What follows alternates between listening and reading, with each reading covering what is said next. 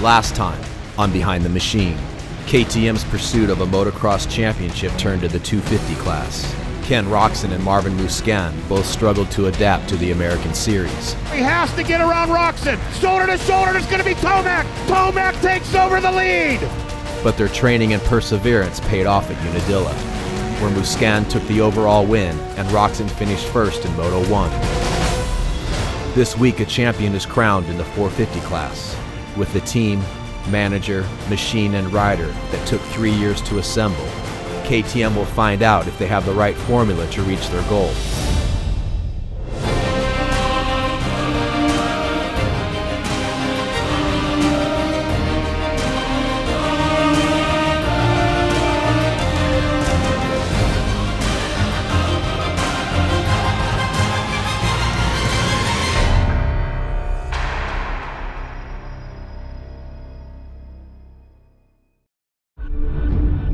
KTM has always found success in the European racing circuit, but that good fortune is yet to cross over to the American Series.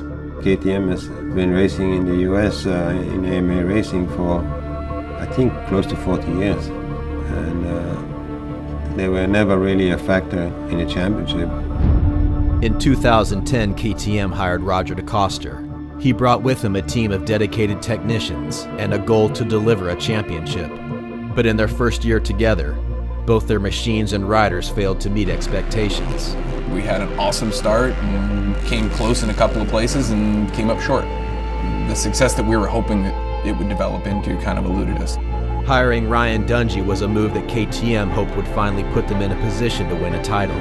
We knew we had the ingredients, we had a bike that was capable of winning, and we had a rider that was totally dedicated to giving us his all. Even with the top rider, every team must make adjustments between races. What happened? Because they want to change shot? For KTM, it was an engine running too hot in the California sun.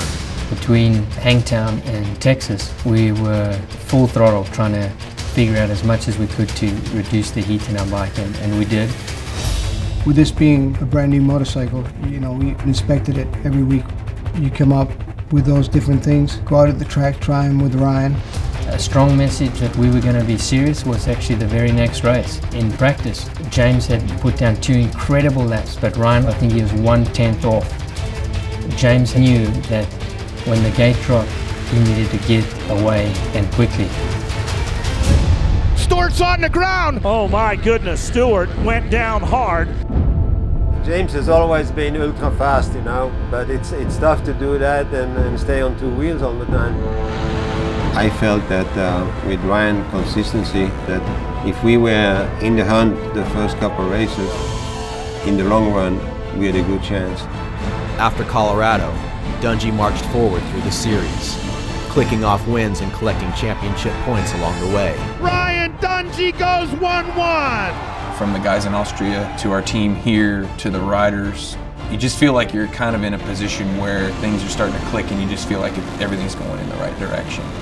Dungey dominated the next 6 rounds, leading 145 out of 198 laps.